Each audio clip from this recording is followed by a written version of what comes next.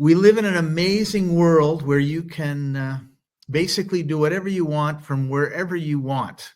And as proof of this, I am in Cape Town, South Africa, and Sua is in, well, Ho Vietnam Chi Minh or City. Bali, Yeah, Ho Chi Minh City. I just came back from Bali. right? So what we Cape want to talk Town. about, Wow. yeah, yeah, it's we're almost. I think we're about a third or a little bit more of the world away from each other. Not, I don't think we're halfway around the world from each other. That would be our This is hometowns of amazing. Vancouver. It is amazing. So that's what we want to talk to you all about today is remote work and how you can do that. And we have put together a presentation, so I'm going to put it on the screen now so you can see it. There you go. Freedom in brokering, work from anywhere. So what is stopping you? And I don't know if you have control. Yep. Can you change the slides? I don't know how that slides change. Oh yeah, I think so. Yes, next slide. Yes, I can. There you go. All right, so let's Yeah. talk about the This is 5 fears amazing of going remote. technology. That's right. Yeah, there's seven fears of going remote. Remote meaning remote work, remote location. I don't think it's we get as remote as Bali or Cape Town for that matter. If you're looking at, our business back in Canada, right? Our clients are back in Canada. Or for you, you have some clients in the United States too, right? So this is Yeah, amazing. We're like not even there where our clients are, where customers are, right? right. So, And able Sua, to serve before we them. get into this, maybe tell us a little bit of your background. Originally, I worked for the big banks, and then I went independent as an independent mortgage broker. But I guess over time, the dream, not they, the dream itself about working for 9 to 5 and moving into independent mortgage broking. I thought that would free me up more time and doing what I want to do in life, right? Be able to get to travel more, make more money, but I'm still stuck back home, all right? Still stuck with the chasing the clients, chasing the realtor, and all that. But over times, speaking with different people, like I came in contact with Scott, for example, and a few others that have taught me different ways of doing business. And from that, my travel has led me to become a digital nomad now. In the past, I'll say 5 years, I've been in Southeast Asia, mostly in between Bali and Vietnam, and doing what I love. I mean, it's still doing commercial financing and teaching about commercial financing itself. But my customers are back home in Canada, like just like yourself, overseas, like we are overseas, right? And which is really make me love what I do more because I can travel now and I can still make money, back from Canada. So Canadian currency and traveling in a country that doesn't require a lot of expense, right? And it's quite expensive to eat, stay in luxury. I'll talk about it later, but it's like my story basically is what everybody is looking towards to do now. Since COVID, we got stuck at home, and we don't want to be stuck there anymore. We want the freedom, the flexibility to travel, but also having a stable income source, right? That's the trouble with a lot of digital entrepreneurs that they don't have that, and when they travel, they don't have work, or they're trying to find work in the country that they're traveling to. You can't do that, right? So that's not about me. I have been commercial financing in this industry for over 30 years, and I have evolved over the past few years into doing what I used to help other people do was build beautiful places, build multifamily, build commercial. Now instead, I am doing what I've been helping them to do, which is now building resorts in Bali. We finished it. It's self-managed now. It's doing well. The numbers do really great, and we're expecting to go even better and better over time as people get to know about us. And the next project here is in Dalat, Vietnam. That's why I'm here in Vietnam. Boots on the ground, right? De-risk everything and manage everything from local because really that is a hands-on thing. Helping with financing, oh, we'll talk about that in a bit. So tell about That's Scott here. I mean, I met Scott and he's so amazing. He has his story. He's traveled to like 77 countries. I'm like, I got 33 countries, and I thought that's a lot. What, that's mind blowing. 77 is double what I had, right? And I was so excited to connect with Scott and how he's actually developed a system to help other people like myself, like with virtual assistant team, entire team. So I don't have to go trying to interview people, trying to find the right person. He's got it all. He's been doing this for a decade now, and he's traveled in a short period of time as well, just like me. I think 8-9 years, Scott, Yep. right? Yep. But it's incredible. When you're making six figures, and well, not in low six figure, right? We're talking big dollars still, but able to travel and do what we love. When we connect with clients, just like you connect with me, right? Like there's a fire, there's a passion because we love our life and we Yeah. value our clients. And when I speak with my client too, they say, "You sound different, Sue. You sound like you're much younger, more excited again." I said, "Yeah, because I actually enjoy this, rather than being stuck at the table, being stuck in the office, and I gotta go to the office. Oh, I gotta go meet a client." It's like, thank God to COVID. Actually, it's a blessing disguised in one thing, and it's a sad thing for another thing. But what we got out of this is the good stuff, right, Scott? Is that Yeah. That's everybody's for used to getting a Zoom now, right? sure. Everybody's used to seeing us not in person anymore, but still, interact live, right? It's not a recording, and That's clients right. love it. It's not So AI. anyway, share about you yourself, Scott. So the rest of the crew knows, rest of the audience knows about you. They know me now, though. Talk about you. Well, Sue and I, we met talking at the Freedom Summit in the Philippines, Kuala Lumpur, Singapore, Bali. After Bali, Sue said, "Oh, I found this place on the North Coast. It's awesome. Come." So I went, and I think it was about, I don't know if it was a week or a little bit longer. And so we really got this connection going. And then after that, I started following Sua's journey, because at that point I believe you were still like in Vancouver, and the next thing I know Yep. he's in Bali, and then he's building these places, and of course I see it when they put in the foundation, I see it when they put a wall, I see it when they put a roof, and had the honor last year of coming and spending a week with you at Susi Villas, which is amazing. Yeah. Everybody should go and experience that Balinese culture. And previous to that, I'd always wanted to travel, but I was raising my two sons as a single dad. And at that point, stability was really important. And this is one of the things that I tell everybody. You have seasons in your life. The spring where you plant things, the summer when you tend them, the harvest in the fall, and that can happen over and over and over and over again. And when I wanted my sons to have a really strong background, I wanted them to have stability, schooling, all that sort of stuff. And the last one left home, and all of a sudden, nobody was sick. Everybody had jobs.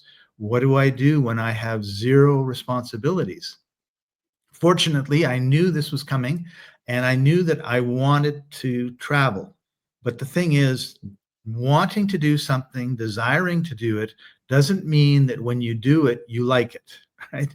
Like there's a lot of times people try stuff and I don't like, and I applaud people that try things that they don't know if they're going to like or not. They think they might, and it's not a failure if you don't like it. Like I like to do pottery in my 20s, right?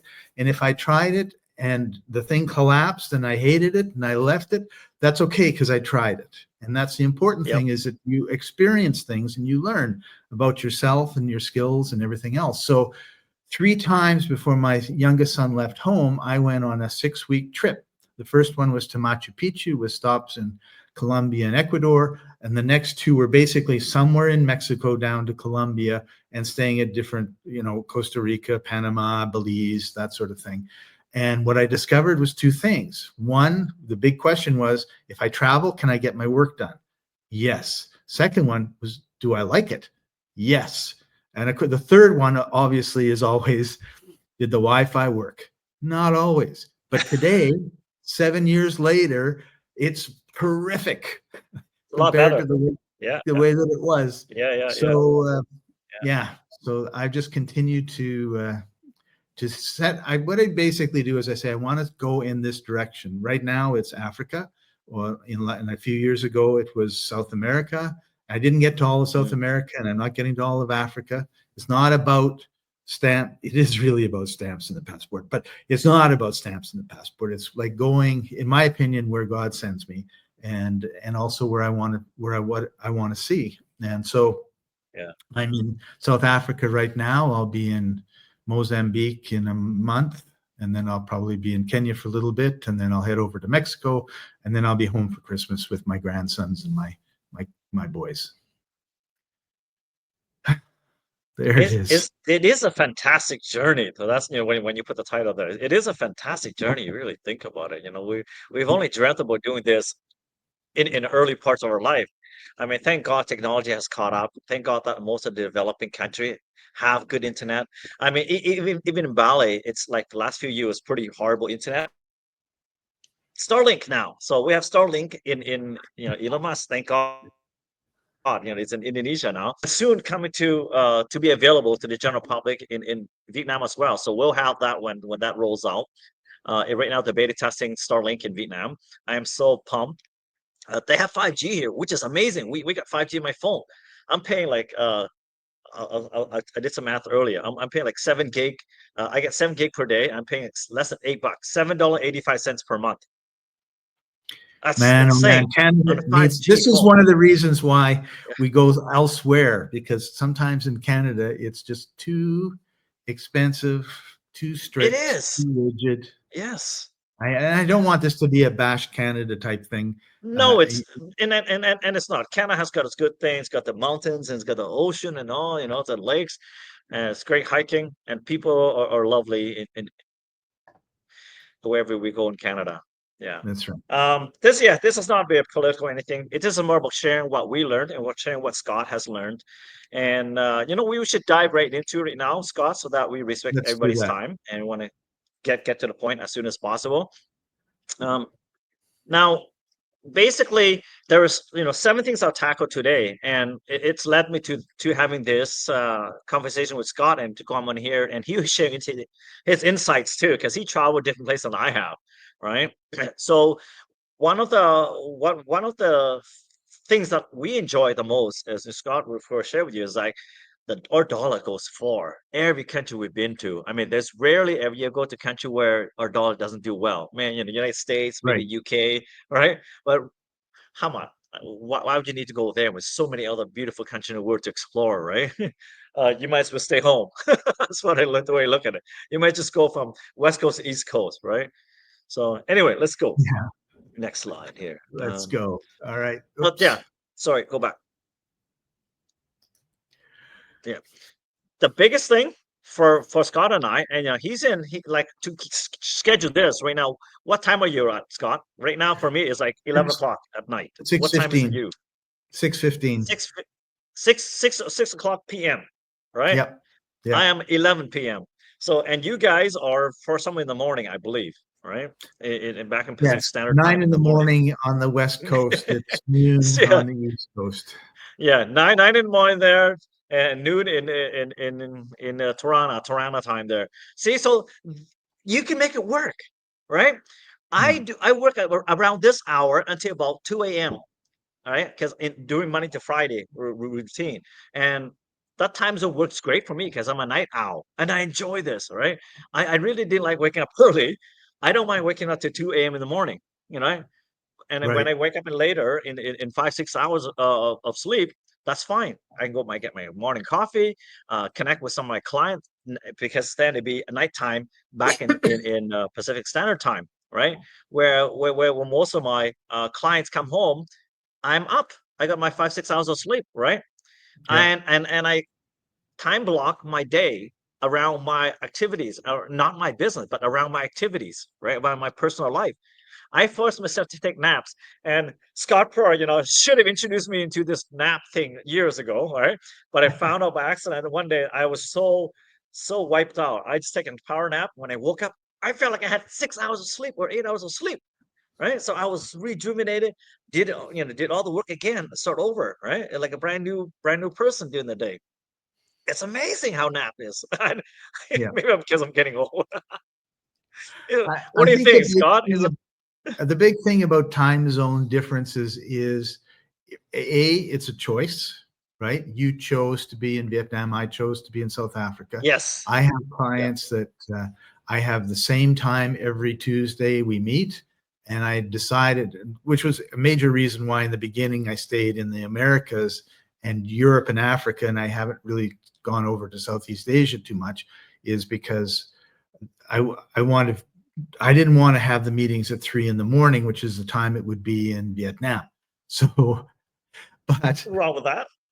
you know, on the other hand, these are choices that you make. And if once a week That's I right. have to go to bed at 9 p.m. and I have my alarm set for 2 a.m., I get up at 2 a.m., make sure I'm presentable and prepare.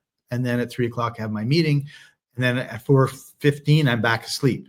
And the first trip that Sue and I went on, I had a terrible time with my sleep. And in fact, for the 2 or 3 days after these 3 a.m. meetings, I was just discombobulated. And it was 2 weeks, and it was really hard on me. And I thought, what I didn't realize is that I was with a bunch of guys that were all excited, and they stayed up late, they got up early. And so I was getting absolutely no sleep as opposed to, normal.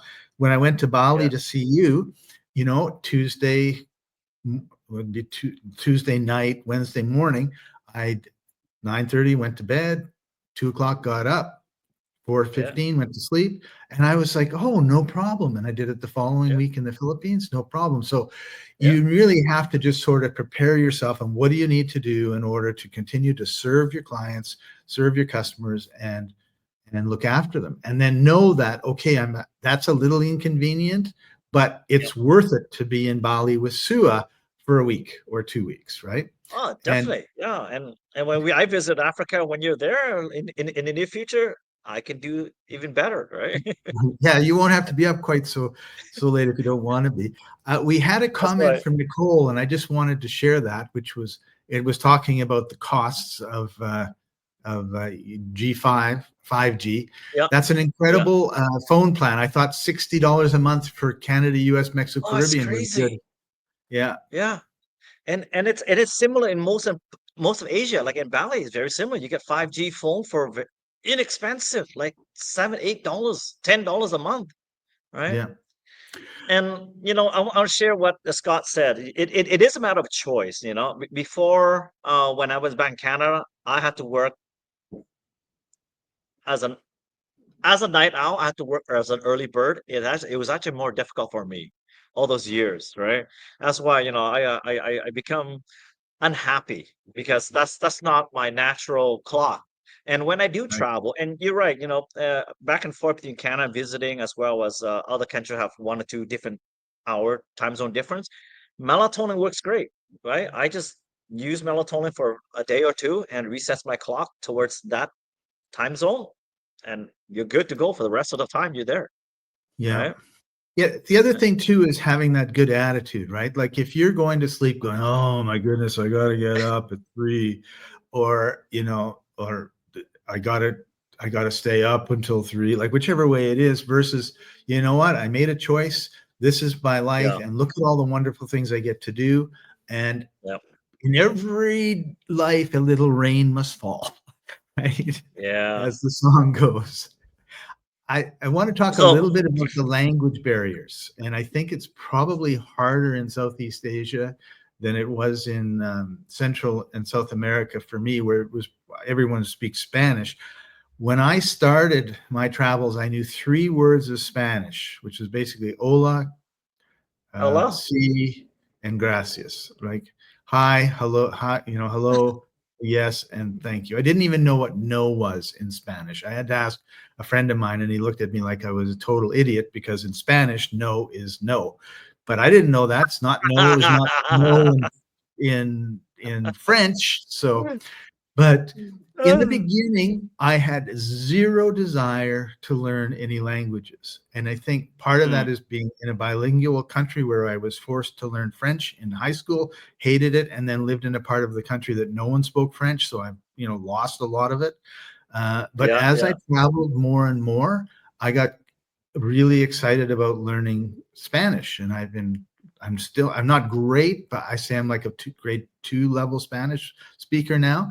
But every once Mm, in a while, I'm talking with that's some of my good. Spanish friends who have known me for 6 or 7 or 8 years, and they'll stop and they'll look, you're understanding me they say it in Spanish. and I understand, because the words are part of it, but also the body language, the intonations, when you get all of those together. And so, Spanish is something that I'm learning, and I look forward to learning Portuguese would be probably the Yeah, next one. cool. But yeah, I just Yeah, wanted to like same thing for emphasize the me. change in Same for me. attitude. I learned Bahasa Indonesia just in the last couple of years. I'm starting to Yeah. catch on, right? Yeah. And Yeah. I have a friend who was doing construction in Playa del Carmen, knew no Spanish, and his crew was all only Spanish speaking. He's very good now, 3 years later, at Spanish. And he says, I learned Spanish from my crew, so I know all the dirty words in Spanish. Oh, jeez.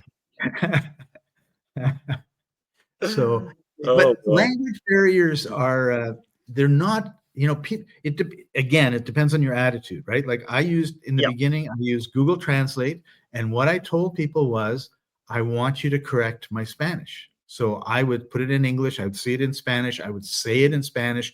They would say it in Spanish. I would repeat it. And so Mm, I can now read a Spanish sentence perfectly. However, my ear listening to someone speak in Spanish is mm. still, a little bit iffy. And of course, the Yeah, last yeah. 3 months Same I've here. been in Yeah, Africa where I'm not speaking any Spanish at all. So I'm yeah. going a little bit behind. But there's lots of ways that you can overcome the language barriers. And I see some cool apps where they got this earbud and the little Yeah, thing, guy speaks they have that. Vietnamese, you hear English, and then you speak English, they hear Vietnamese. It's cheating a It's little quite bit because cool. I think there's a lot of wonderful things that come from knowing the language and the nuances and that sort of thing. And Yeah. also, nobody's perfect in terms of translation, or at least Google isn't. Mhm. So I've Yep. had occasions where I've had arguments with people, and Oh, I, yeah. Google doesn't do it in translate the most respective way. yeah, It's and they're like, I said, I wait, had you have to issues with understand, you didn't understand. that. Google didn't translate it very well. That's not what I That's meant. right. I don't know That's what right. you're mad Yeah, about, but that's not what I meant. yeah, yeah. But thank God, ChatGPT actually does a way better job now. Same thing with Gemini and Grok. They can translate more respectfully using proper verbiage and terminology. Um, Nice. and when I travel, when I see like especially in countries that they write in writings that are non-English, the camera on those Yeah, the on the camera Google is Translate, amazing. Yeah, it can translate the camera. So I was like, I was so happy when I saw magic. that. I said, right? It's So that's a so magic. bonus. Yeah. All right. But So, don't what worry, about guys. Yeah, I think losing don't worry. control? Like I think Scott can tell you, like a lot of the countries that we've been to, a lot of the Gen Z now, they speaking good English, like conversational English. I'm seeing more and more, even all around, especially around the tourist area, right? Yeah, So yeah, keep that in mind. yeah. Yeah. So, fear of losing control over your business. So, That's where Scott can come in to help when you guys really need it. But for me, it's just a matter of using technology that we have available to us, guys. There is like in the mortgage broker world, there's FlowFi and there's Trello that we can use, other than entire Teams or Excel spreadsheet for the whole entire team, right? But FlowFi is a process for the mortgage brokers. It helps communicate with the clients. It can do follow up on it does automatic reminder, and it also has the ability to like send out SMS text messages to everybody, like your realtor to the client, follow up, etc. It updates everybody. So it's a great, wonderful program you can use. And yes, there is a fee. You can check it out. They have specific for mortgage broker. But I think you can do for any kind of real estate related business. And Trello is just another one where it's a process, and so that you can keep track of. It's basically a daily tracker of what's going on, right? I use both. The other thing is if you do CRM and you have monthly newsletter, either use Calendly or Schedule Once to block things in, to schedule people's appointment. I have on my Calendly, if you go to my calendar, like calendly.com com /Witsua, it only allows you to book, yeah, right there. It only allows you to book the time that I'm available. And it's really weird. It's either early morning or later after 6 p.m. So during the day, between 12 and 5 or 6, that's my sleep time. So, and usually the banking industry, we don't do much business between 1 o'clock after come back from lunch until like 4 o'clock, and everybody goes home, right? So there's no point. And I interact with my clients after 6 p.m. So that it works out perfectly. Everybody knows how to use Zoom and Google Meet, right? And if you know, and if you use, I use WhatsApp, but some people like use Telegram. We can use that as well. I have a whole bunch of communication apps online for communicating with the client. But there's a software internet phone. We can talk about a little bit later on in one of the other slides how to keep in touch with your local clients, and they can use a local number to reach out to you. How about for you, Scott? What do you have to say about Well, this? control over your business to me is communication. And so you need to communicate with your staff and you need to communicate with your clients. And there's usually, we tell them, how do you want to communicate? Do you want email? Do you want text? Do you want calls? Do you want Zoom? And we meet them where they want to be met. Like some of them have never heard of WhatsApp. Some of them would never be able to figure out Google Meet. However, if I send them a Zoom link, then fine. Yep. And we're doing this on StreamYard, so I tend to use a StreamYard link, which most of the time is not a problem for most of the people. And then Calendly is great. Google Calendar is the other thing. So I have 2 executive assistants that have access to my calendar.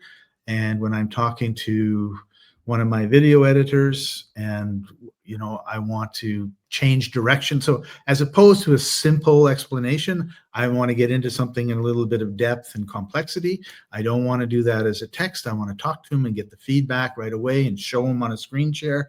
So I just say to him, contact Sharub or Bev and find a spot to meet me on Monday. And I know this particular Monday is pretty free, so it's going to be when it's convenient for him, which is great. And they all know not to book me at 5 a.m. my time. They were doing that for a while, and I was like, look at what time this is where I am. So they're starting to learn what all the time zones are and that sort of thing. And really, between Google Calendar and however the client wants to communicate, those are the 2 big things. Because on Google Calendar, if I haven't talked to him in a little while, I just put a note, make an event and say, okay, on Wednesday, I'm going to call Sua or message him and see how he's doing. And that's kind of, and the calendar actually becomes my to-do list. I also have, I'm old-fashioned. Pretty much.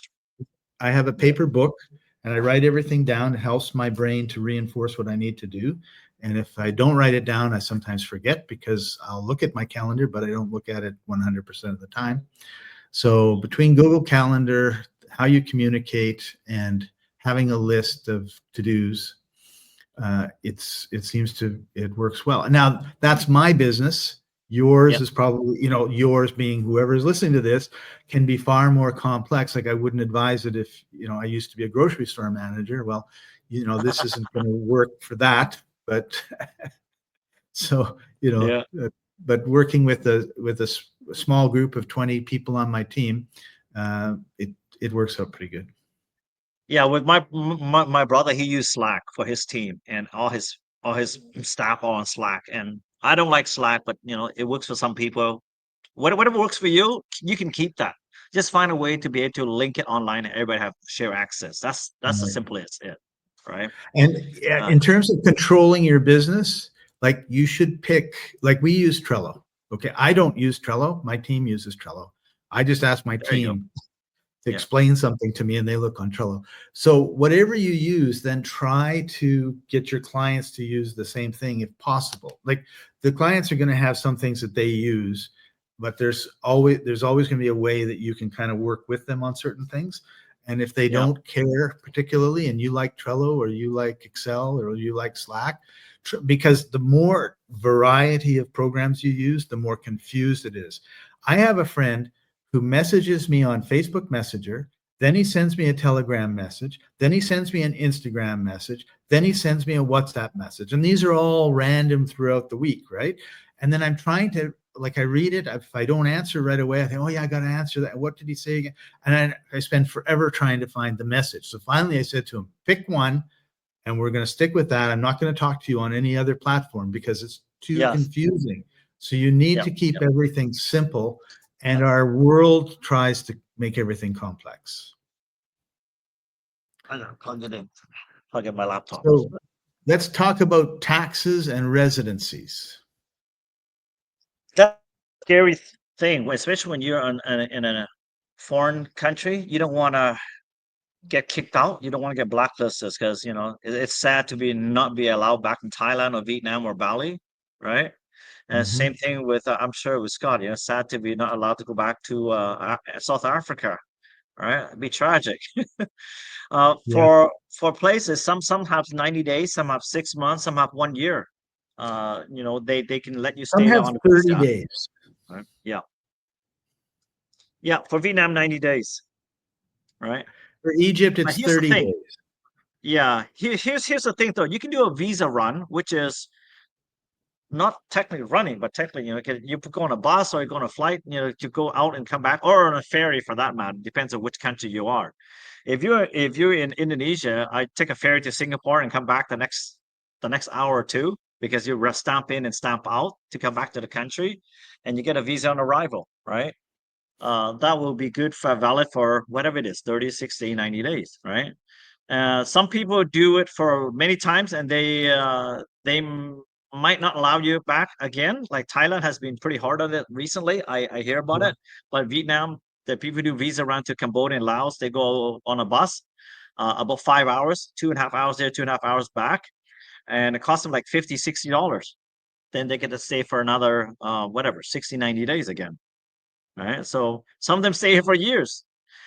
They do that as maybe a get out of town trip, like a road trip, in other words, right?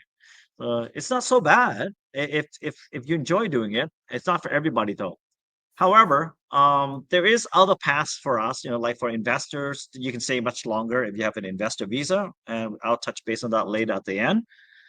There, the taxes when you have the way that I do this Okay. is this. Maybe you can do it differently. I don't know, Scott. You can share your insight, but Before any we get money into that the I get, taxes, just let me make a yeah, any comment on the visa runs, because my experience with it has been in Colombia, and mm, and everywhere it's a little bit different. So I'm not going to get into what it's like in Colombia, but what's important is that you spend the time to figure out what it's like where you are.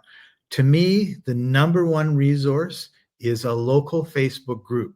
So if you're staying in Singapore, look for a Facebook yeah, group that's expats in Singapore. I'm in South Africa. I actually am part of a WhatsApp group that my host here introduced me to, so haven't bothered with Facebook. But when I'm in Colombia, there's a Facebook group for Medellin. There's a bunch of them, and the beauty of these groups are twofold. One is you can kind of lurk and see what's going on and what the feel is like, right? Like, are people worried about stuff, not worried about stuff, that sort of thing. And then you can ask questions, right? Like, first see if yep. somebody else asked the question before you, but then it's like, what? You can search those questions actually, And right? you can search those So questions too. So what is a visa run like in Cambodia? Oh, it's easy, right? What is it like in Colombia? Oh, you can't just go across the border and come back because blah, blah, blah, blah, blah, sort of things. And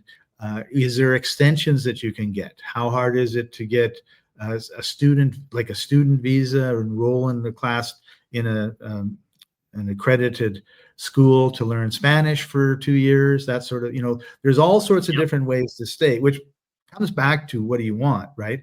Are yep, you going to be like me? I spend 2 months in South Africa, and then I spend 3 weeks in Kenya, and then I spend 4 weeks in Spain, and then I spend 4 weeks in Mexico, and then I spend 3 weeks in Colombia. Then I'm home for 6 weeks. Well, most of those places, I don't have a problem. I just enter as a tourist, and it's no big deal. If you're staying somewhere like Sua is, and you're building a building, then you got to really pay attention to, well, what do I need to do to make sure, like the worst thing for Sua would be if the government of Vietnam says, no, no, no, you're not coming back in here. And why? Well, Yeah. you broke regulation 3204A. Ah, right. So you can there, but there's such good resources, and these people are generally very, very giving, right? Because they've gone through Yeah. it. They know what it's like when you're just landing somewhere and you know, you're trying to find your way around. And oftentimes they will have get-togethers where you can just all get together and meet in person at a coffee shop or something. So for me, when it comes to like the taxes and the residency, that's the number one thing I do when I go someplace is I find out if there's an expat group, usually expats or just the name of the city you're in, Yeah. Facebook, Or and the then go to country, groups or or in the general. country. Yeah. Right? Yeah. And then taxes, oh, everybody wants money. I'm glad with Canadians we don't have the double tax treaty that Americans have, global tax treatment. Right. Yet. When I make money, when I make money, if the money is inside Canada, it's getting paid direct to my bank account in Canada, I declare that as income tax. But since I'm teaching online, I'm doing remote work. If the money is getting paid into my account overseas, I'm not bringing back to Canada. So there is no reason for me to declare that amount of money back in Canada, right? And there is another option as well. Like my brother, who's working in Vietnam for 12 years, he's a non-resident. He has no property, no. Well, he's got a bank account, but really pretty much dormant, just sitting there with just using his credit card basically only, right? But he has a non-resident status, so he doesn't have to declare income tax every year.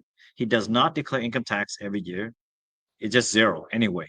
So, but he's still Canadian citizenship, right? So he can eventually retire, go back in Canada and retire if he wants to, so he doesn't lose that, right? There is some other issues too. If you were a tax citizen and you are not a non-resident, you have not declared non-resident, there is a 6-month policy. I think it's 180, 181 days, something like that. You have to go back and visit in Canada. You can't be outside Canada like my brother does for 12 years, right? So that might have issue with your citizenship. Scott can maybe give more and enlighten more about this if he's Yeah. looking to that. My first thing is neither Sue and I are tax lawyers, nor immigration Yes. lawyers, nor Yeah. accountants, nor CPAs, nor any other letters that have anything to do with accounting and finance. We And if don't. you want a loan or you want to set up some stuff for commercial buildings and stuff, talk to Sue, don't talk to me. Having Yeah. said that, my understanding is that in order to be a non-resident of Canada, you need to declare it. You need to have been out of the country for over 6 months, or the other way, actually, it's probably the other way. If you're in Canada for 6 months and a day, you're considered a resident of Canada for income tax purposes. So the Canadian CRA and, well, we don't have to worry about the American one. It doesn't matter because wherever you are, you have to pay tax to them. Yeah. They will do everything they can to prove that you are still a Canadian tax resident. And so my advice is if you have decided that you want to leave and you don't want to go back except for like me for 6 weeks to visit your family at Christmas time or birthdays, then I would move everything out of Canada before I said anything to anybody, because the Canadian government has an exit tax. And basically, if you say, I'm going to become a non-resident of Canada and I'm leaving, I'm going to go to Belize and live in Belize for the rest of my life, they will say, well, what's the value of your house? Oh, $700,000. Okay, your car is $10,000. Everything else, $20,000. How much have you got in stocks? $100,000. Great. We'll add all of that up and you have to give us a check for 35% of that or whatever. Like I just made that number up. I don't know what it is. Yeah. So Exit if you tax. have it all outside of Canada, you've sold your house and you sold this and you sold that, and you've Yeah. got the best way to move money is your lawyer.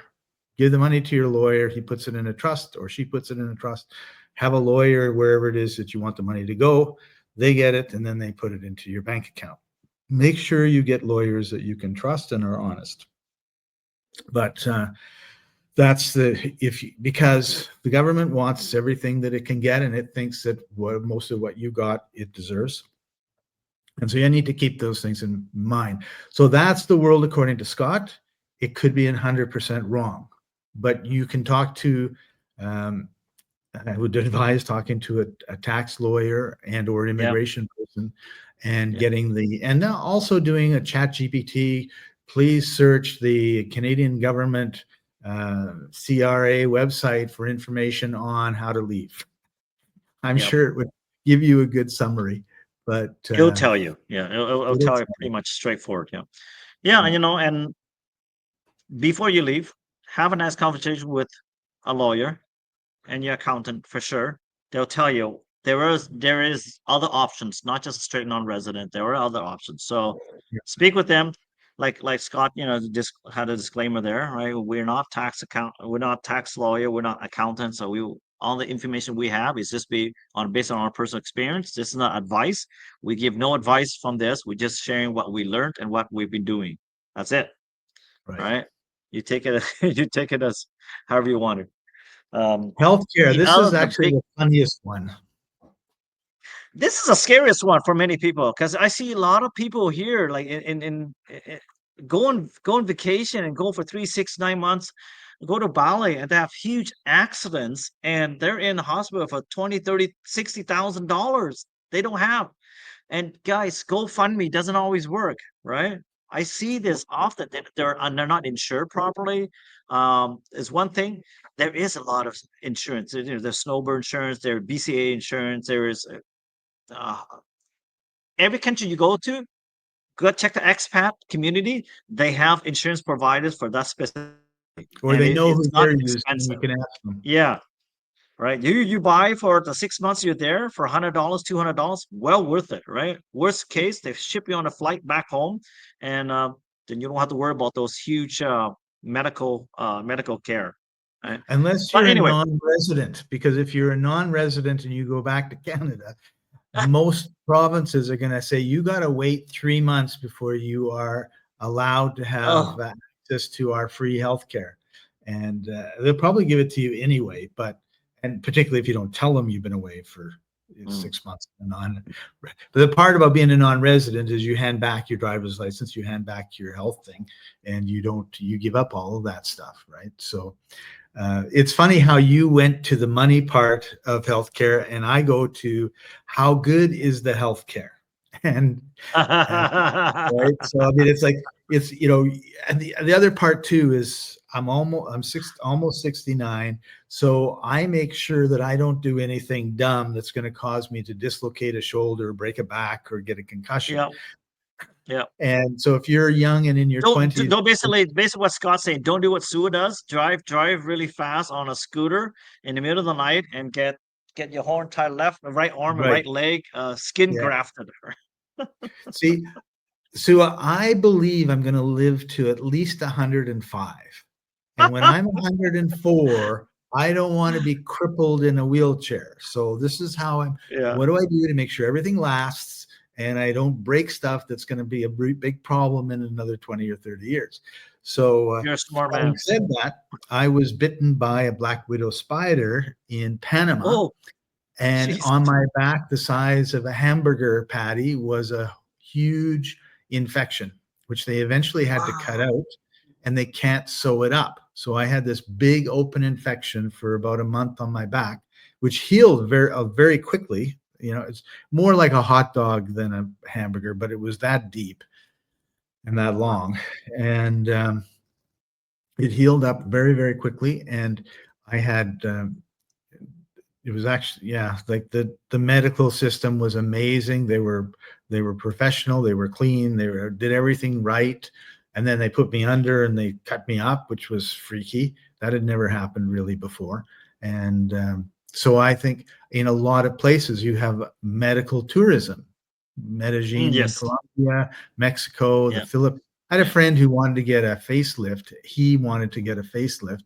He's in his late 70s. And he said, I could go to the Philippines and have a 2-week vacation after my facelift on a beach somewhere in a 5-star resort and come home with $2,000 in my pocket compared to if I had it done in Canada.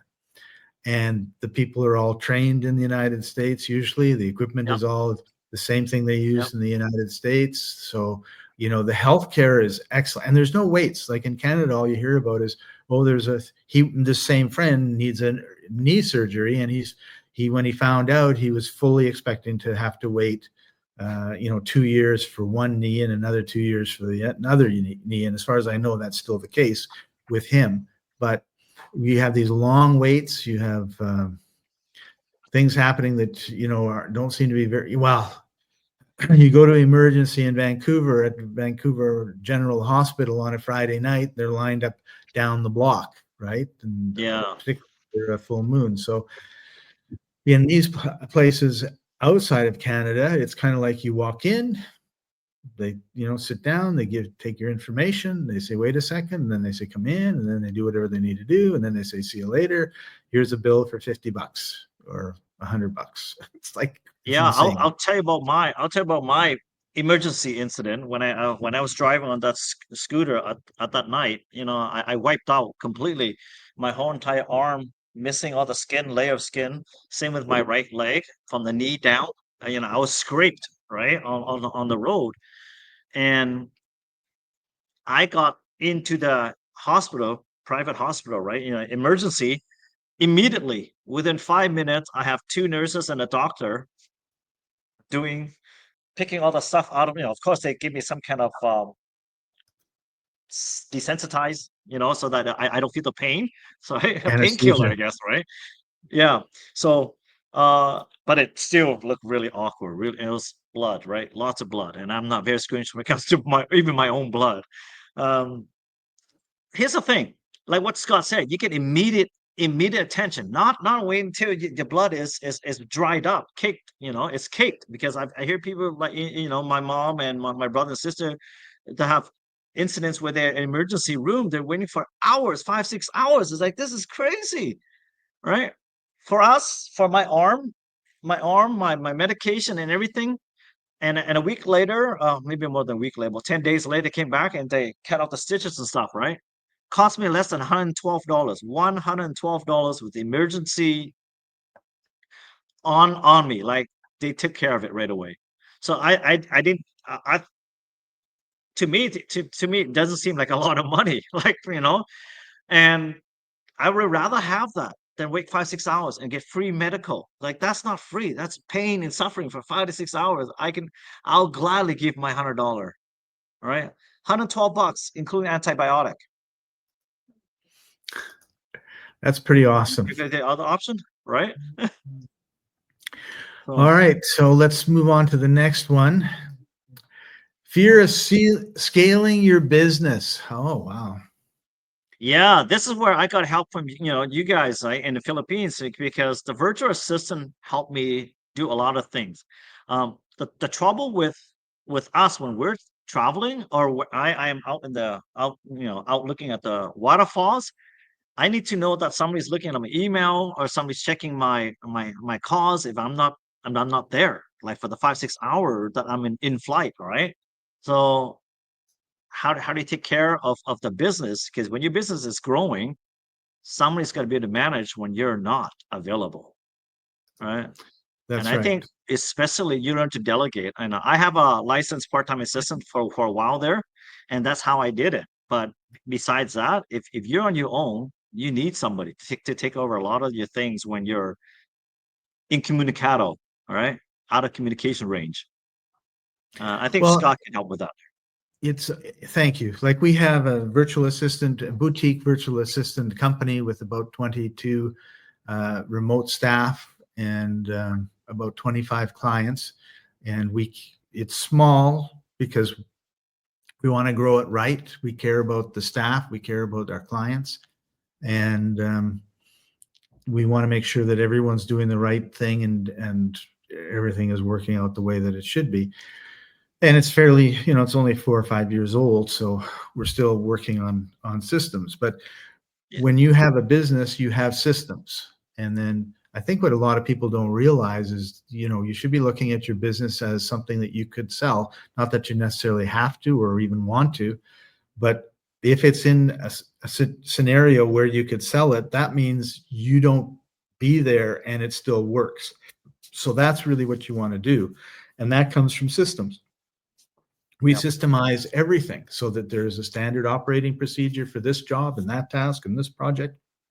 So if someone leaves, you have kind of the playbook on what to do, and you really need to Yep. look at you know, what are your goals, and then, like I said before, I managed a grocery store. Well, I never cut the meat, I never put out the pears, I didn't bag the groceries, I didn't slice the corned beef, I didn't fill the prescriptions, I didn't go collect the carts out of the parking lot, I didn't fill the shelves, right? I just made sure everything happened. And that's what your job should be as the owner, manager, numero uno of your business. You should be like the conductor. You're making sure that the flute's playing on time and the violins are tuned, and then everything runs. And I'll tell you, one thing that's really cool is telling your executive assistant you want something done, and then going to bed, and then in the morning when you wake up there's an email with whatever that was done. That is a really, really good feeling. Yeah. It takes a while for entrepreneurs to I would say to let go, to delegate. That's my biggest challenge when I first had at the beginning with my virtual assistant. But with that, it actually frees up a lot of time because I look at it, if your work can be paid, I mean, the work that you're doing, you can pay somebody else 5, 10, $15 an hour. Get somebody else Yeah. to do it, even $20 an hour, because your job should be $250 per hour. That's what you should be working on, right? And with having somebody else to take over those administrative work, I call it client follow-ups or checking all my files in compliance, making sure everything's, put all the PDF file together, making sure I didn't miss anything. That stuff is just like a low-paying job. Pay a virtual assistant to do it. You don't want to waste an hour doing that, right? Do something more productive. Meet somebody, speak with your client, follow up with them, right? It's almost Or cliche to recording. say work on your business, not in your business. Yeah. And what Scott mentioned, like, SOP, standard operating procedure, I've been doing that for ages. And I did it because at the beginning I had to train people. And Loom is great for that. And it's also great for your client. If you have something and you're doing your work and your hours are way off, or like ours is, you do recording as if you're talking to the client. It's like going through a Zoom meeting by yourself. Basically, it. Loom is free, right? You can do a quick recording, go through the documents. This is what you need to sign. This, and it follows your arrow and follows your cursor key, right? So that the client knows exactly what you're talking about on the documents that you're referring to. Mm. Yeah, I would say fear of scaling your business comes under fear of success, and how am I Yeah. going to handle it, and that sort of thing. And we had a client who was they had a hard money lending business, so they had a fund, and there was $18 million in the fund. And and what he would do is he would constantly check his Gmail, because there could be an important email from a potential investor, and he didn't want to miss it. Well, there was never an email or rarely an email from an important investor, but there was always an email from Amazon. So he would click on that. He'd go, "Oh, this looks good," and then he'd spend 3 hours and $500 on Amazon. His sister was his partner in the business. She's mad because he's not productive. His wife was mad because he was spending money that he shouldn't have been spending. And so we had an executive assistant who would work with him. There's always a learning curve, but she would be able to identify important and unimportant emails. And if it was important, she would text him, "Please check this email from Sua." And he would check it and go, "Thank you very much. That was important." Then she'd say, "Please check this email from Scott." He would check and say that wasn't important. So she learned the difference. And his business fund grew from 18 million to about 27 million in 18 months, because instead of wasting all that time, he was actually working, and the business grows when you work the business. Yeah. So that's to me, that's my favorite story about the importance of having an executive assistant. To me, it's just a grief of doing my compliance document. I hated it, Yeah, honestly. Because it's that's it's yeah. anybody could do that, right? Why That's does it the have to other be thing you? that That's the other thing that we tell people is make a list of all the things that you hate doing or dislike doing or feel like you should not be doing. And let's get Yep. those off, because if you can get all the negative things off your plate, even if you shouldn't be doing something, but you like doing it a lot, then, we'll deal with that later. Yeah, I mean, I enjoy being the onboarding and discussing at the end, closing the client on the on the approval of the loan, rather than stuff in between. In other words, right? Follow up with the lender. What else is missing, et cetera, et cetera. It's just time consuming, right? Yep. A better Speaking of use time use the meal. consuming, eating is time consuming, and there are lifestyle changes that occur when you're uh, outside North America. I'll put it that way. Like the food is Oh, better, the food is healthier, so you're much nicer. more active because it's Yeah. always spring or summer. And what's really, really, I mean, this might be off topic a little bit, but here's the thing. I like some food that are made by some restaurant somewhere else, like further away on the other side of, say, the city, right? But unlike, uh, is it Grab Food back, Uber Food back in Canada, which charge an arm and leg here? I had it delivered today, for example. I had five for my friends and family, five of the noodle today that I love, and I got it brought in all the way to me here. Right, cost $11.70 for five of them. In Wow. Vancouver, it would have cost $20 for one, the same one. It's Yeah. incredibly inexpensive, and they delivered it right to my coffee shop that I'm sitting at drinking coffee. I wasn't even at home, right? So they don't need to deliver Grab food or Uber food to your home. They deliver to wherever you are. It could be in the corner of the street. It's quite amazing in Asia, right? So the Yeah. lifestyle, it can work around food and lifestyle. It can accommodate you. There is other stuff that I think that the challenge with this is accessing your funds, accessing your money. And I always recommend everybody to use Wise or another something similar if they have a no fee card to use to withdraw money from outside of Canada, because the currency exchange sometimes sucks, and sometimes you may get dinged if you use an ATM card from Canada at a foreign bank, and they hurt. Like it adds up quickly, right? If you use a card like Wise, for example, you get a couple times a month for free. So I would withdraw like 100, $200, and that's basically my spending money outside, my cash money outside for the whole month. All right, how to use that up, and it's free for to withdraw at a certain ATM.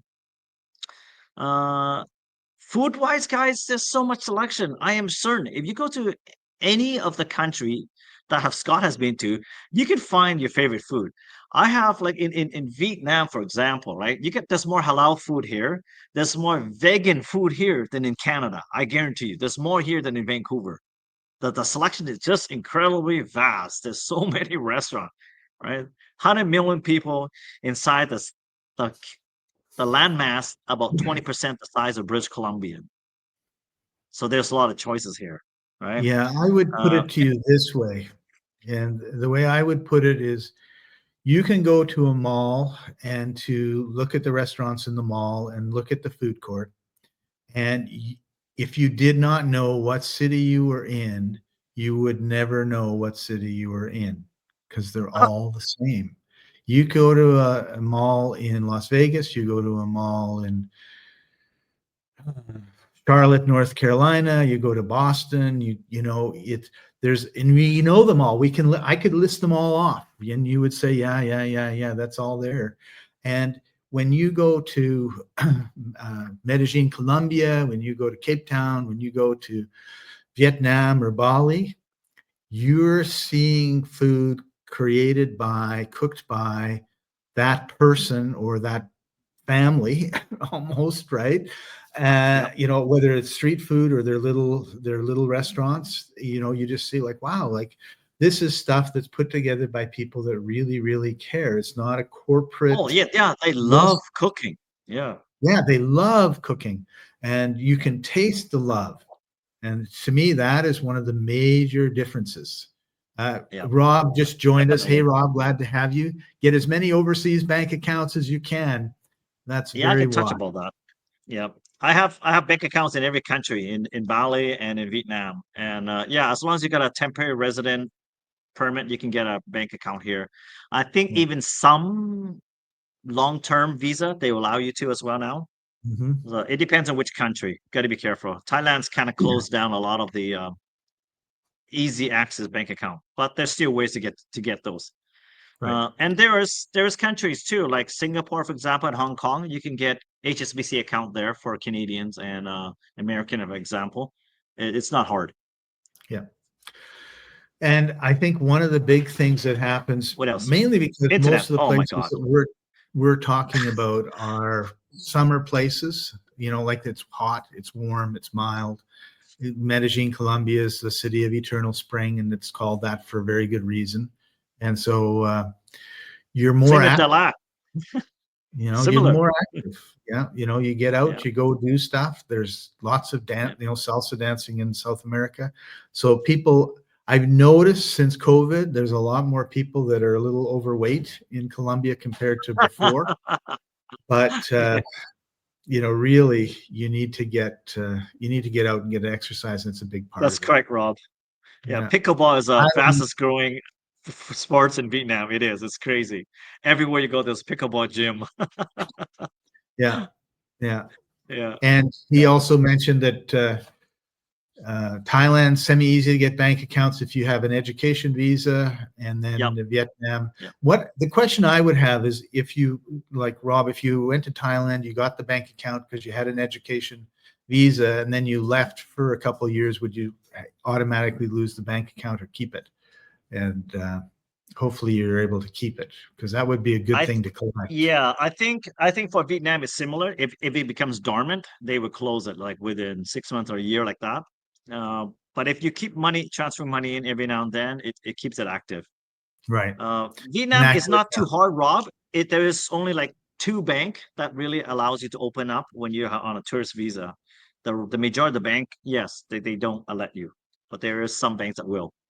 Yeah. Okay, so let's talk a bit about building wealth without borders and Yeah. have other challenges. There I have a there challenge is right now, so I have to let the dog out, so I'm going to mute myself and I'll be back in 10 seconds. okay. I mean, other than the visa run, there is not much a big complication. There is no tax rules, tax laws in Canada no, versus Vietnam or Bali, for example, that you have to declare money that you make. So if you make money, for example, Cambodia or Thailand or Bali, it doesn't matter, right? Um, if you work inside the country and you are getting clients, customers inside the country, that's actually illegal. So don't do it, guys. Whatever you do, right? Do not. What I would do is this, okay? I would hire, I would open a business and hire a local person to be that person who does the work, right? You're allowed to hire people, you're allowed to own a business and generate income for the business, but you cannot actively work. That's the difference, right? That's a great area. So they don't mind you hiring people and they work, they be the front man and all. Don't mind you investing money. Like that's why we're investing in Dalac and set up a resort and the business there, right? We've got 5 different businesses running there. And this is the reason why we can do it legitimately. Um, there are other countries, like for example, people have been looking in Bali. Just because there's no policing doesn't mean they're not watching. They are watching, guys. They have been catching people working in Bali, earning money from the local people, and they've been deporting them and blacklisting them. So don't mess around, right? Just do it legitimately. If you work online, like Upwork, Fiverr, for example, or you have customers outside of that country. So, for example, if I have customers in Bali, I'm in Vietnam, I'm okay. And if I'm in Bali, I have customers in Vietnam or I have customers in Canada, I'm okay. They don't care about that. Just do not work in that country and have customers in that country when you're there physically. It's a no-go. All right. Doesn't matter And what kind of visa you have. The only way you can get allowed to work there is a work permit. And that's much harder to get than you think it is. All right. I want to give you a secret about the United States. They think that if you have, let's say you're a video editor and all your Mm, clients are in Canada and you want to go to the United States for a month and you have 4 videos that you need to edit, they consider that work. So you careful. you have to be really, really careful. Like, just no, I'm just coming for a holiday. I mean, that's, or you say I'm coming on a business, and then they're going to ask you a Yep. whole bunch of questions. And if you're working, right, like actually doing some work on your computer, and you don't Yep. have a work visa, green card, you're in Yep. trouble.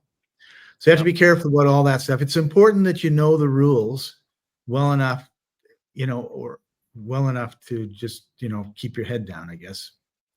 Yeah. So that's a subtle thing with the USA then compared to Southeast Asia country. Right? Yeah. Is this legal Oh, and sustainable? it is. Just don't earn income in that country from their people.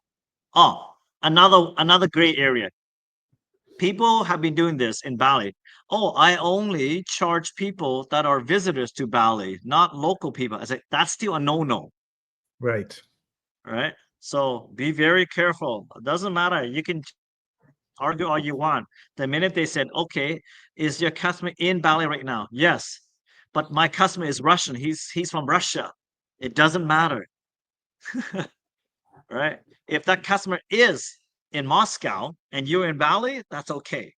But the minute that customer comes from Moscow to Bali and you're working with them, that's not allowed. Right? Similar to the stance that Americans look at it, right? Just be Well, very careful, guys. however, if you're a mortgage broker in Canada following Sua's coaching and training, you You're never have fine. to worry because your clients Yeah, are all going to be in Canada and you'll be in Bali sipping coconut water. yeah, you're fine. I mean, You're mortgage fine. broker has been so amazing. Daniel came here in a few months ago, and now he's coming back. He's pretty much he's a mortgage broker from Toronto, and he's coming back here. He's gonna do what I'm doing, right? Basically, working, financing, doing mortgages. Yes, the time zone works for him too, because that's the same thing that he's experienced, right?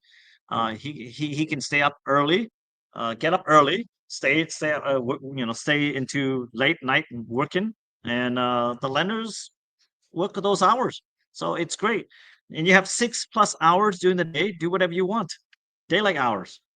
Uh, Right. I guess can't get that's much one better of the than big differences. When you work 9 to 5 in Canada, then that. for half the year, it's dark when you get up and it's dark when you go to sleep. So Yep. wouldn't it be better to work 5 to 9 and enjoy those daylight hours? Yeah, man. It's just amazing. But here's the catch. So this is the catch for a mortgage broker. And anybody working in an industry that's highly security with compliance. Also, if you're doing day trading, you better have VPN. Like my brother has has issue at the beginning too, until we got VPN access for him, right? And that's the only way you can be able to get it to working. There's no way around it. It just follow what we do, guys. I mean, it's working with VPN and Connect. Also, it is also secure.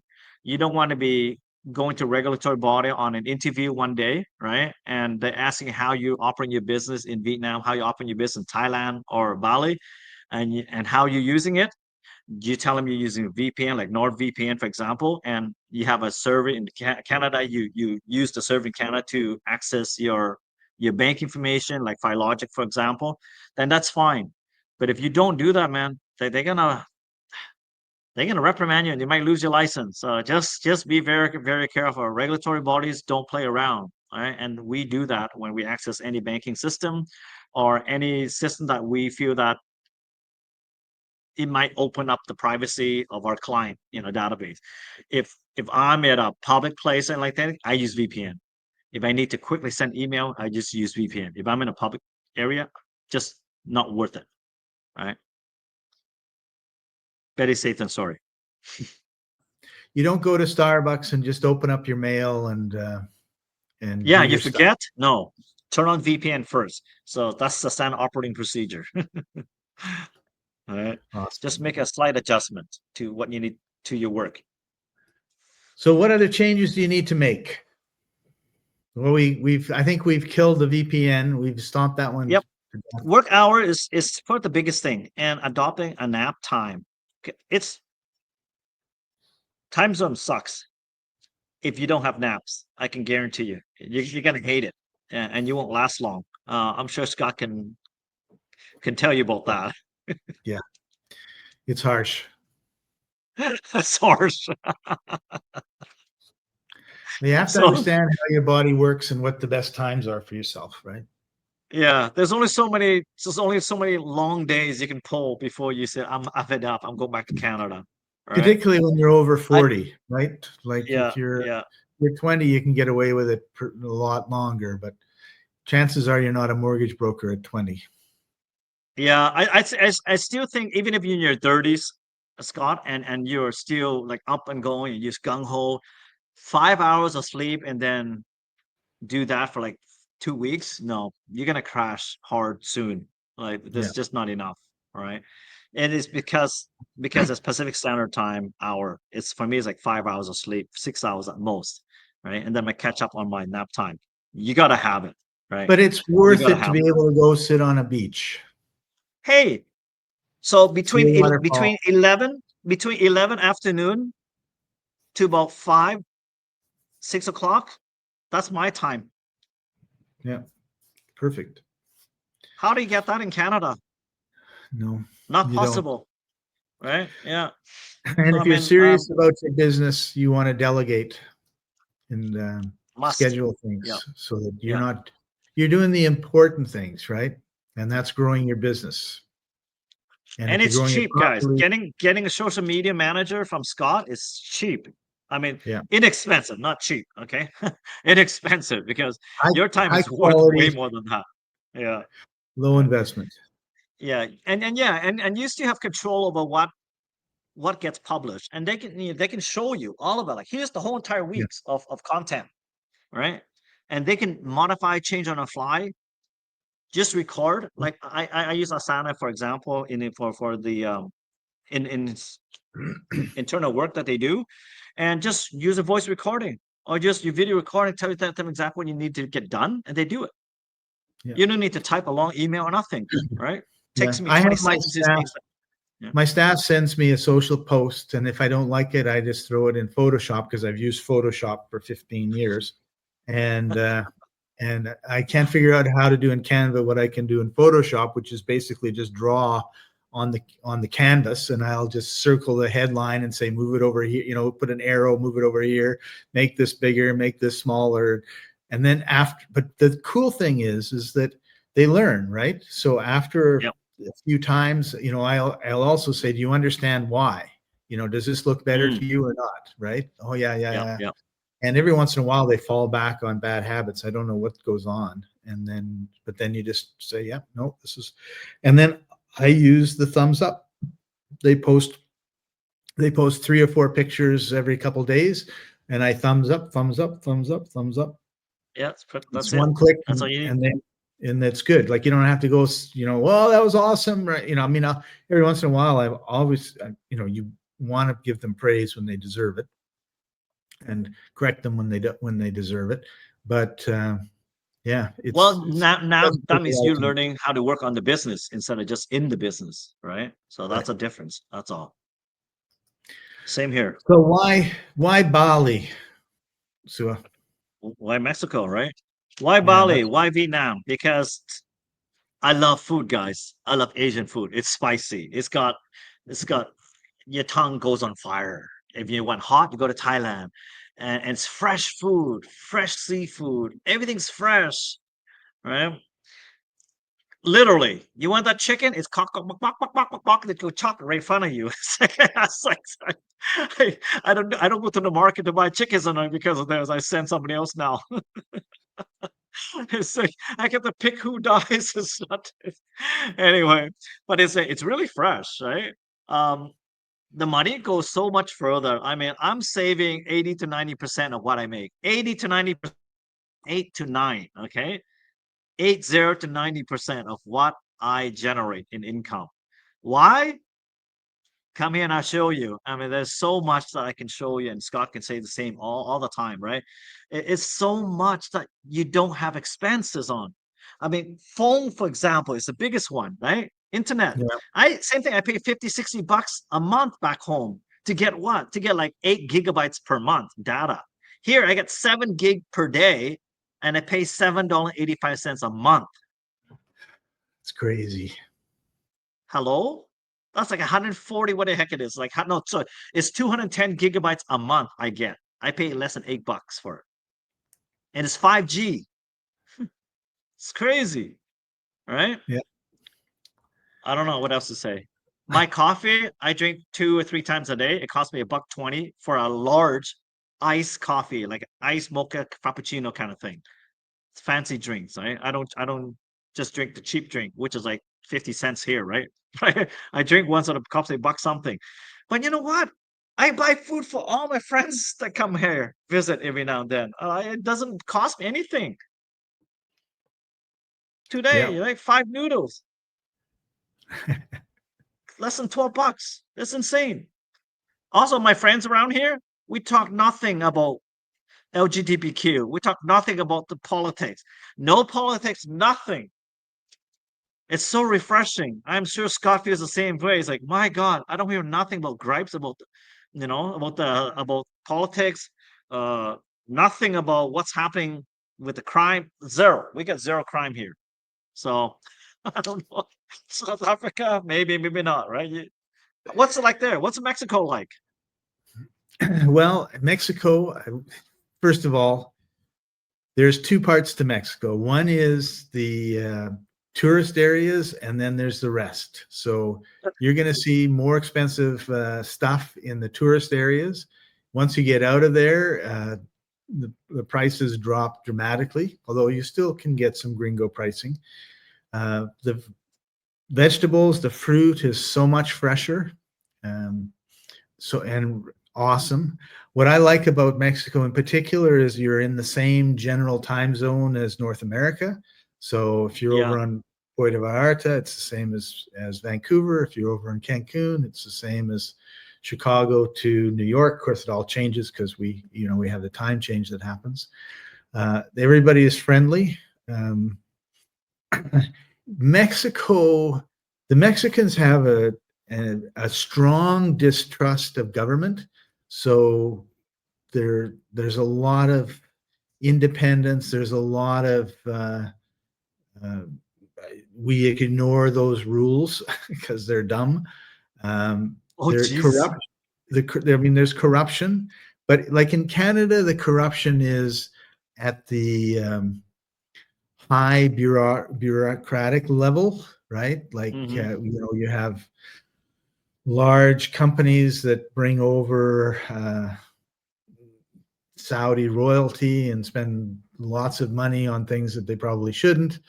And that's the way the corruption is in Canada. Like you never even think of bribing a police officer.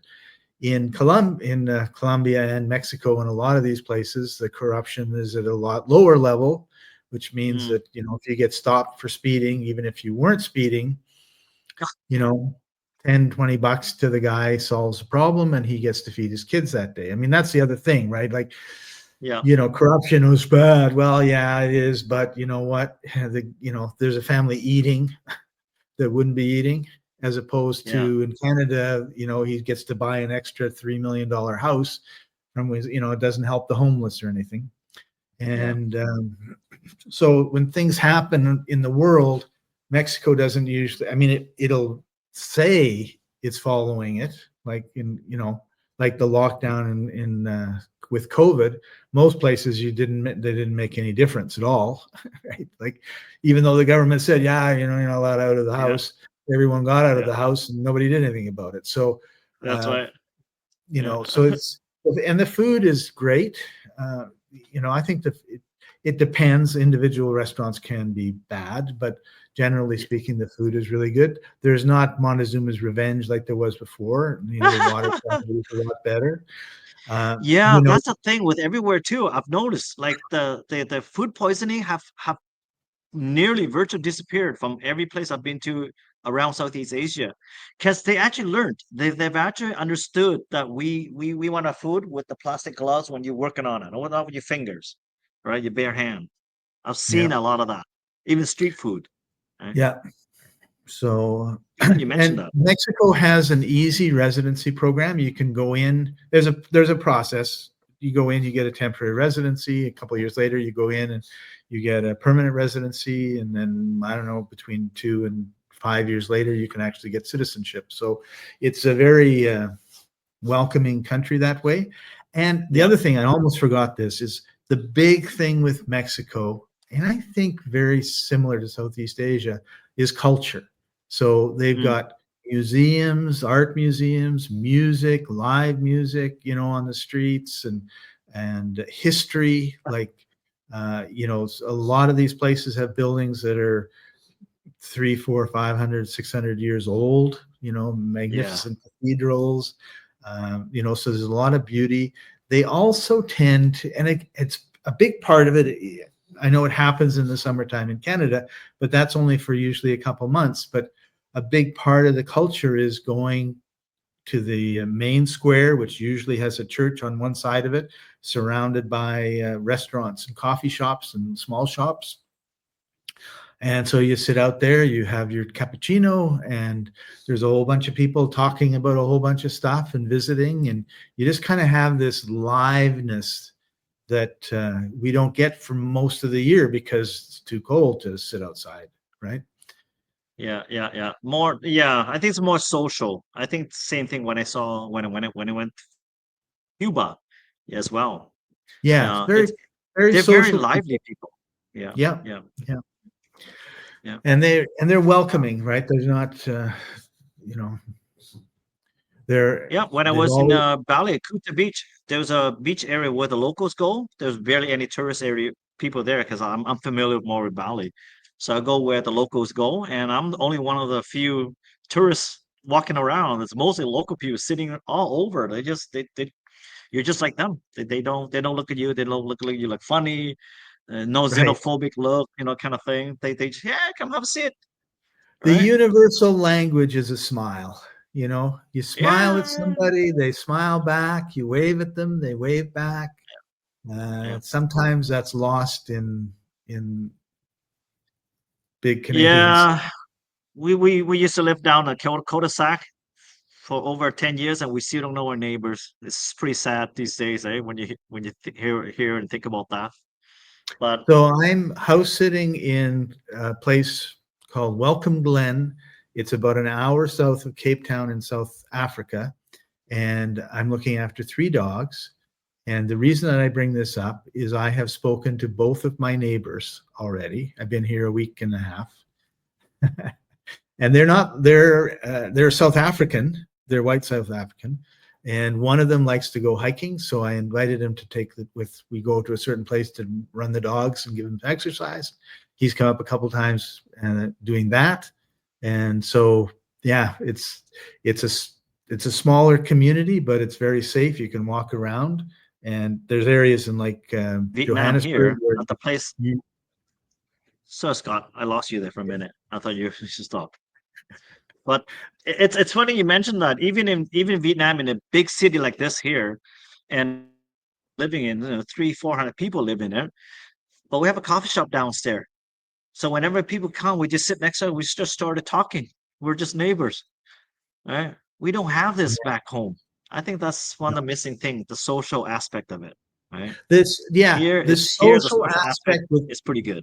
the social aspect with people you do not know, that is really different. Like in Yeah, Canada, if you're sitting beside somebody, it's rare that you'll converse with them, whereas here, it's and common also here. it's common, right? It's like you Yeah, hear somebody talking. I mean, and I do it all the time now. It's like I hear somebody yeah, talking and I make a comment on whatever they're talking about, you know, a pleasant comment, not offensive, and yeah, then you become part of the conversation. It's yeah, wonderful. yeah. I like it. Wait till you guys come here. I mean, Vietnam is, and there's a reason why I chose Vietnam for many reasons, business wise as well as climate wise. Uh, if you guys ever look Vietnam, it's north and south. It's like Yeah. runs north and south. So like British Columbia, north and south.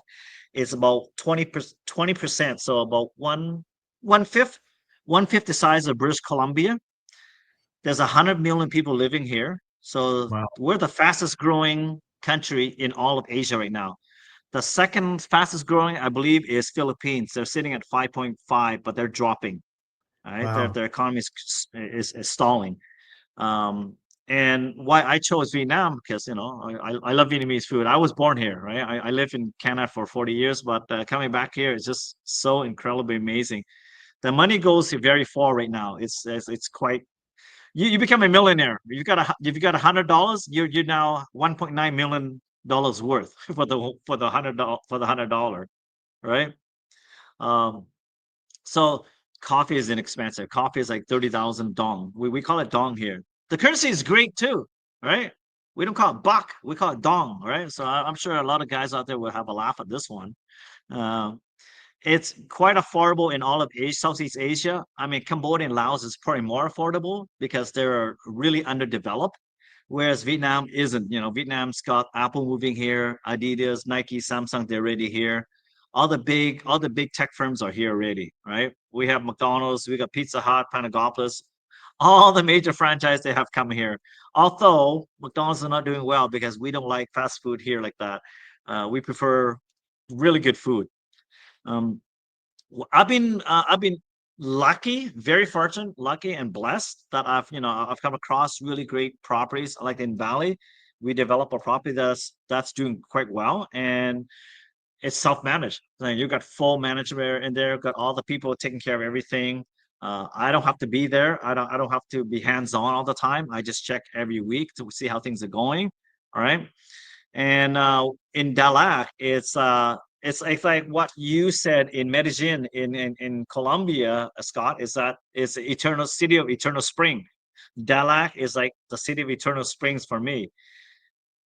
It gets cold as 15 degrees Celsius and as hot as 25, maybe sometimes you might see 28 degrees Celsius during the summer months, right?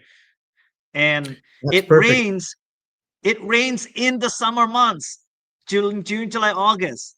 That's the rainy season when it's hot. So excuse my language, I call it piss warm. I can live with that. I Yes. just cannot live with cold weather in August, September, Yeah. and September, October in Canada when it's raining. It's like it's cold enough. The rain just makes it Yeah. worse, right? That's right. Whereas winter in Dalat is like 15 degrees Celsius, but no rain. So I was like, I can live with that, right? My gosh, Very there is pleasant. other parts of there is a whole bunch of other parts of Dalat too. But if you guys are interested in about investing and how to get to 2 years temporary residence here in Vietnam, talk to me and book a call later, right? Scott can share the calendar link there. You can book a call with me and we can talk more. This is not about the resort development project, but if that's what I'm doing right now, I'm looking for a final investor to replace the one that could come up with a final capital that we're looking for. The landscape in Vietnam, this is why I love Vietnam so much, guys. It is because the landscape changes within a half an hour flight. Between 1 hour flight from north to south Vietnam, you get Ha Long Bay, you get desert in Hue, you get in up in Dalat, you get these kind of moderate climate, mountains, highlands, waterfalls. I And if want to you see the really want to the waterfalls. city, yeah, it's amazing. Such a small country with so many different landscape within a short flight. Flying with inside.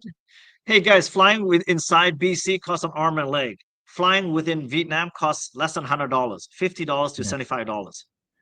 That's travel It's insane. costs is another thing Yeah. that people don't get when you travel. Like oh, that's so expensive. I go, well, it's $75 to $200 for a typical flight. It's like, Yeah, what? it costs me $250, $300 at most to fly to Bali. Yeah, from Vietnam. 4 hour flight from Vietnam. So that would be like going from Vancouver to Winnipeg. I think. Yeah, but Vancouver to Or a Winnipeg is little an arm and leg, little bit further, right?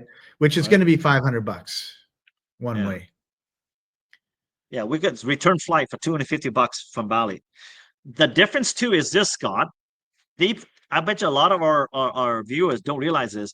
I can book it for tomorrow, and they don't jack up the price like we have, in Mm, North America, right. right? Next day flight, are you out of your mind? That's like $1,000.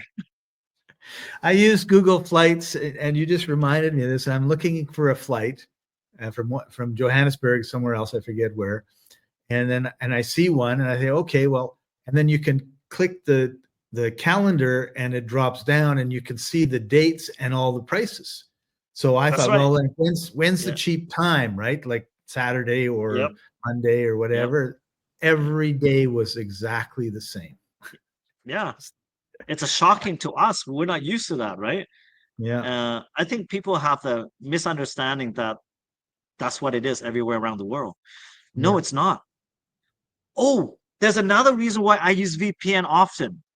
So when I'm back in Canada, by the way, I need to book flights back home to Vietnam or go to Thailand or anywhere in Asia. I don't book from Canada. I go on VPN and I change my location to Asia. Here's the reason why. For some reason, if your location where you're booking it from is in a developed country like Canada, UK, Australia, US, it's Gringo more expensive. pricing. I Gringo don't know why, pricing. but they do that. Yeah. It's because you have more money. Yeah. They know. It's totally unfair. Right. So tell us a little bit about your Eco Coffee Oasis retreat. Oh, This is the that's what program you're this is working the on right now. rendering. This is the rendering. But if you guys follow me on Facebook, you see the status update. The minimum is $50,000 investment, which will give you a 5% equity stake. The idea is once it's built and then it's running stable for 2 years. At the end of the third year, you get all your money back, the initial capital, plus you can still retain the dividend, the ROI, the 16.8% or projected ROI. The worst case scenario, I'll tell you, is 13.5% return. And there is no reason why we cannot hit 16% or higher, right? Costs of doing business in Asia, especially Vietnam, is so low. Hiring 16, I have a 16 personnel to run this 8-unit facility, and plus the cafe, spa, and the restaurant in here. It cost me less than $3,600 per month Canadian to pay Wow. 16 staff member. Yeah, the break even is pretty good. The break even is like less than $120 per day. So we have no problem. We have no problem in running this place and having a huge profit. Serious, if you're serious, just connect me on the calendar and I'll talk to you more about this. But today, we're open to any question. If anybody's listening in to have some questions with us, and if any particular, we can help answer the question now. So open mics to you guys if you have if you want to talk, or just put in the chat messaging box and we can read and answer your question for you. Anybody? How about Rob had anything said from a you, little bit Scott? Yeah. earlier that he had a business in Vietnam, Thailand. He needed 5 employees and don't work in Bali. He agrees with you on that. And Yeah. it's true. Bali is very heavy-handed. Right? And They'll deport excellent you on a advice. They have yeah. clients all out. They have, I don't know what that means, but excellent advice and right mindset. We missed these a little bit earlier. Oh, yeah. And then when I'm talking about the Mexican, he goes, distrust government? That's crazy talk. Yes. But here's the thing. I think government everywhere, in generally speaking, there's still corruption, whether it's back in Yeah. Canada or outside of Can't Canada. get away It's all from the it. same It's guy. people. Yeah, Yeah. it's people. Yeah. So With www.calendly.com/with SUA, SUA. SUA, Yeah. to book it. And you can To book choose, a you can call. choose a phone call or you can choose a video call, and I'm more than happy to jump on a call with you guys. Awesome. Well, that brings us to the end. Sua, thank you very much. Thank you, It's Scott. fascinating. This is amazing platform. Guys, if you want to do streaming on a regular basis, This is an amazing, awesome. It's better than Zoom. It's better than Google Meet. And it can link, like for example, I'm streaming here to Facebook, but in Scott's streaming to YouTube. He can also save it for future use. And he's got a whole entire team that can cut up these clips. You can reuse for a whole bunch of social media for the whole year. Yes, Right? shorts. Yeah, shorts, they call them. Yeah. I don't know, man. You're making your life easier or making it harder. It's up to you, right? That's right. We found a system that works and it's making us money and we're enjoying life, doing what we love. I mean, sure, at the beginning it was difficult, but once we have the standard operating procedure, once we have the process in place, I can fly anywhere. My time zone on my calendar changes to whichever time zone I am now. So that's it. Yeah, Right. that's it. Thanks for joining us, everybody, and we'll see you Thanks a lot, next guys. time. We'll see you wherever you are. Bye-bye. Take care.